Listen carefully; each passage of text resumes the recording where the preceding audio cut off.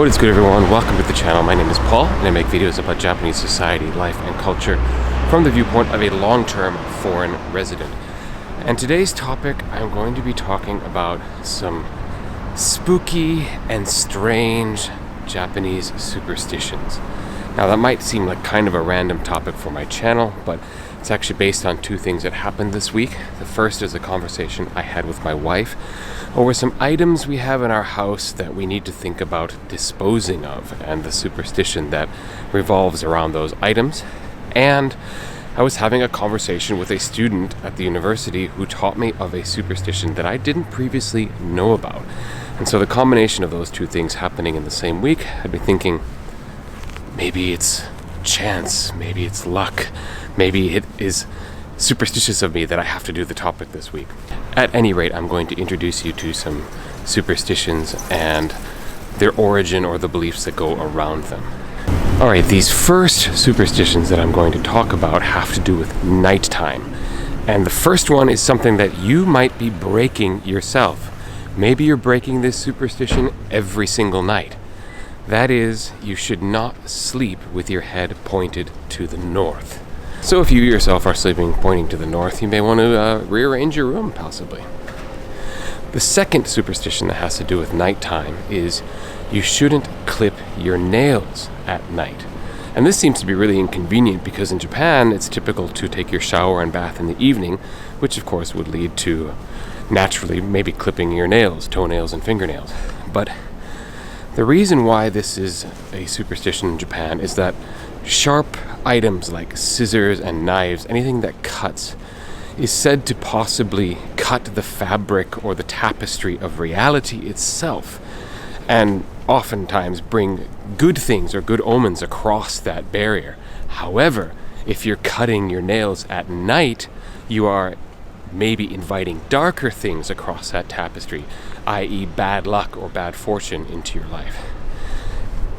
The thing that doesn't quite make sense to me about that, though, is if it's sharp items, does that mean I shouldn't be cooking after dark, like chopping vegetables and the such? But I've never heard that that's a thing, so I guess just having to do with nails, possibly because it's on your body itself, and so you're clipping, and that edge where it was cut allows the spirits or the bad juju get in where you've cut your nail.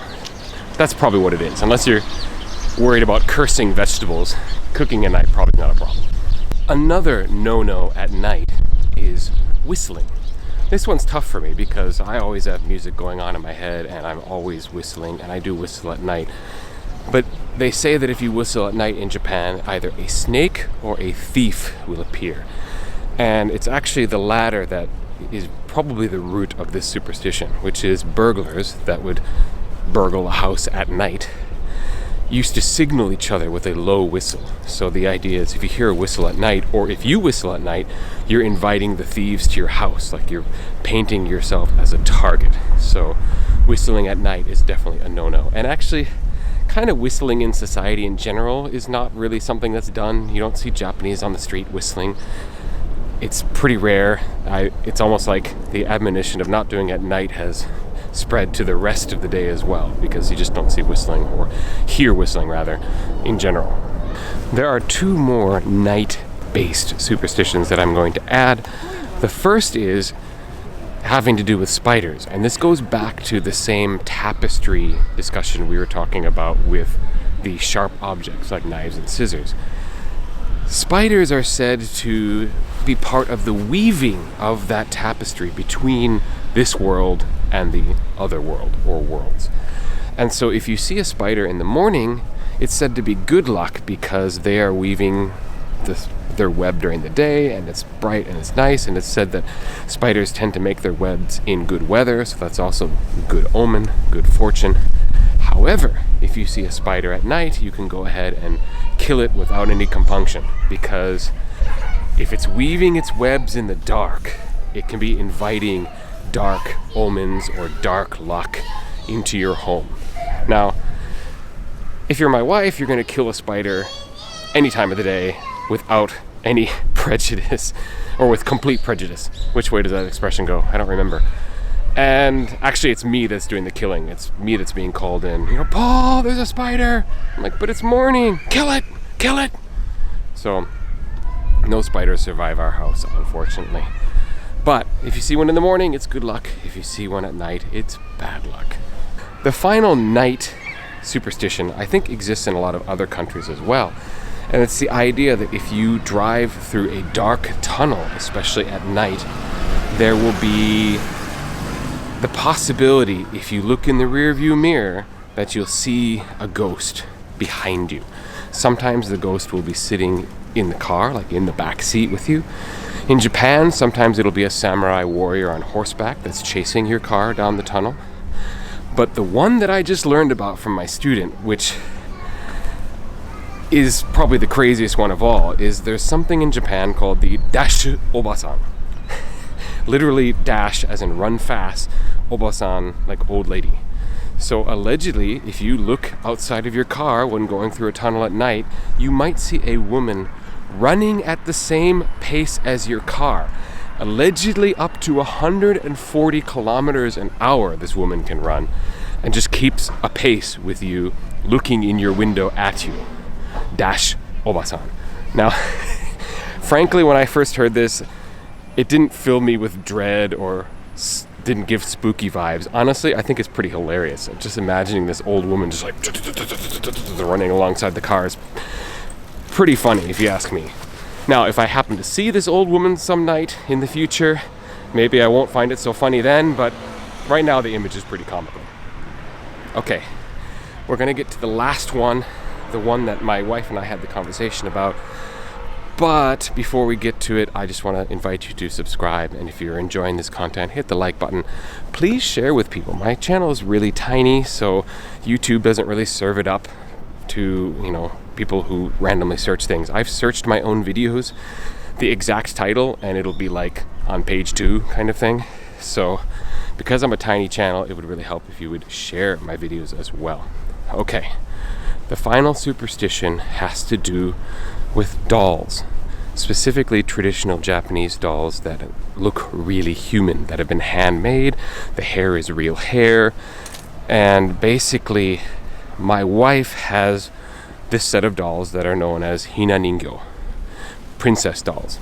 They're meant to represent the royal court or the imperial court, with the prince and princess or emperor empress at the top. And if you have a really fancy one, or fancy set rather, you'll have 7 layers or 7 steps, and the more common ones will be 3 or maybe 5 steps. But at the top are the empress and emperor, or prince and princess, and then other dolls at the lower steps will be their attendants, and there will usually be some objects, traditional objects like a palanquin for them to ride in, and a set of lacquer boxes from which they would eat their food, etc. And it's said that these hina ningyo protect the girl for whom they've been given. And so when misfortune might befall the girl, it will actually be absorbed by those dolls instead as a form of protection. And so you can imagine if these dolls are imbued with that kind of power, not to mention that they take a very strikingly real human form, that means that you can't just throw them away in the future. Some families might hand them down, but we're not really in a position to do that. And my wife was talking about how we would get rid of them at some point, because we don't have really any place in our house to store them. And apparently the solution to this problem, because the dolls have souls potentially, and if we just threw them in the garbage, they would either come back to haunt us or bring us bad fortune. Shinto shrines in Japan, actually, some of them will provide a doll disposal service where they will have a ceremony where the dolls are blessed, and then they will either be burnt or in some cases disposed of somehow on the shrine grounds, or even thrown away after they have been, I don't know if purified is the right word, but some kind of ceremony is done over the dolls so that they're not going to be angry about being discarded. Interestingly enough, you can find Hira Ningyo dolls for sale in antique shops and at flea markets sometimes, and my wife doesn't understand why anyone would buy those, and in a way I don't either, because it's a little bit creepy. Even if there's no soul or spirit or bad luck to be had, it's still kind of sad maybe that you're buying a set of dolls that was once meant to protect a little girl who's, long gone, I guess. And I don't know, there's just something a little bit sad about that. I would like to end today with a quote by the really famous journalist from Greece who came to Japan back in the Meiji era. I have to admit, I've only ever seen his name in print, and I've seen it a lot because if you have done any studying about Japan, you've come across his name at some point, but I've never heard his name said out loud. His last name is Hearn, and the first name I'm putting on the screen right now, I don't know how to pronounce that name, I'm very sorry. But he wrote in 1894 that in Japan, a new doll is only a doll, but a doll which is preserved for a great many years in one family and is loved and played with by generations of children gradually acquires a soul. And apparently when he asked a young girl how this was possible, she responded saying, "If you love it enough, it will live." Thank you very much for watching this particular video, and I will catch you next time. Peace.